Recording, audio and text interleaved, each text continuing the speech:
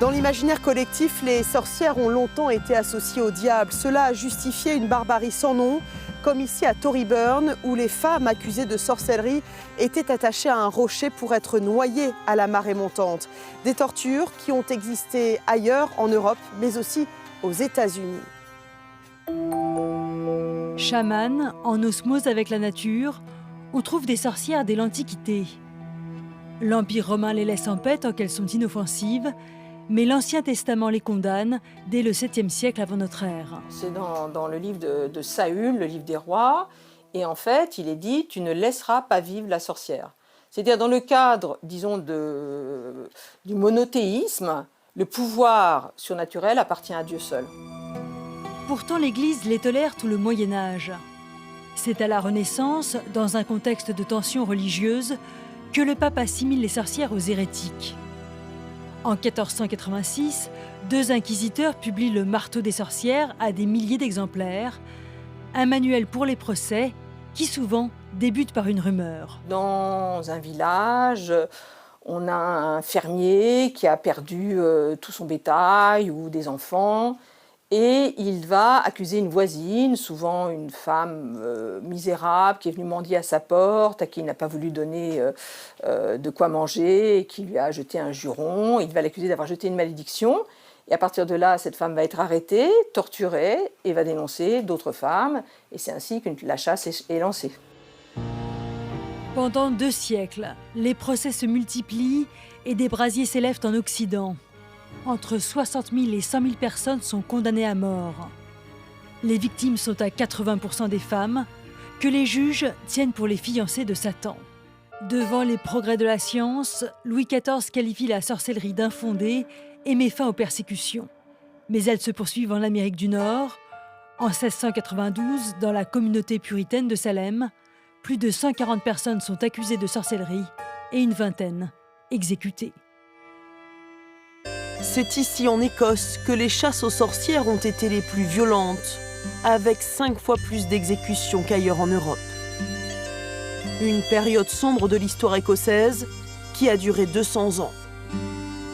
Entre le XVIe et le XVIIIe siècle, plus de 4000 personnes ont été tuées, 85% d'entre elles étaient des femmes.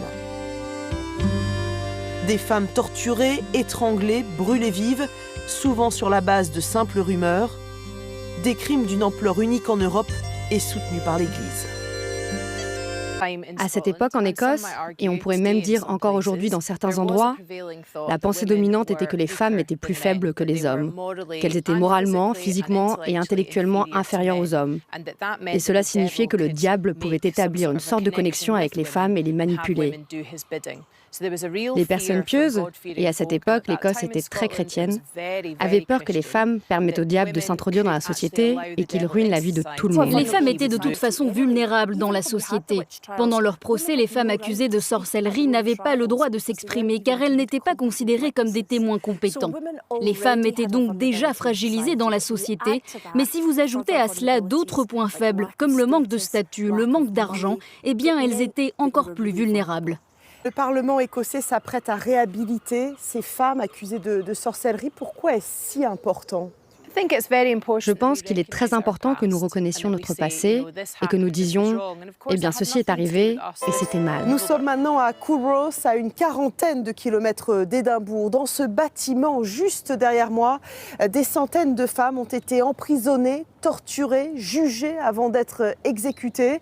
C'est difficile à concevoir, mais il existe encore aujourd'hui au Ghana des camps où des femmes sont obligées de vivre recluses parce qu'elles sont présumées sorcières. Un peu plus tôt cette année, nos confrères de France 2 se sont rendus dans l'un de ces camps. Regardez. Elles sont appelées sorcières. Dans ce camp à Kwoko, dans le nord du Ghana, vivent 113 femmes, dans une prison à ciel ouvert. Bannies de la société, elles sont coupées de leur famille, sans ressources, après avoir été accusées de sorcellerie.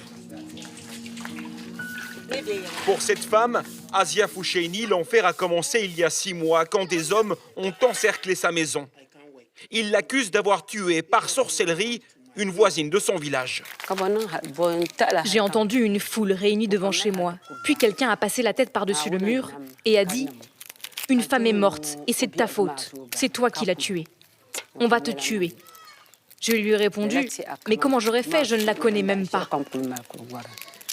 Sans aucun jugement, ces femmes sont condamnées, souvent par le chef du village, à vivre recluses dans ces huttes, parfois avec leurs enfants. Et il n'y a aucune loi pour interdire cela. 2 ONG tentent de venir en aide à ces parias. Mustapha Issa travaille pour l'une d'elles. Il a lui-même passé toute son enfance dans ce camp. Ma mère a été accusée d'être une sorcière. En arrivant ici et en grandissant, j'ai réalisé que ma mère était innocente. Toutes celles qui sont emmenées ici sont dans la situation de ma mère. Donc je compatis avec toutes celles qui sont accusées de sorcellerie. Aujourd'hui, il rend visite à la douane.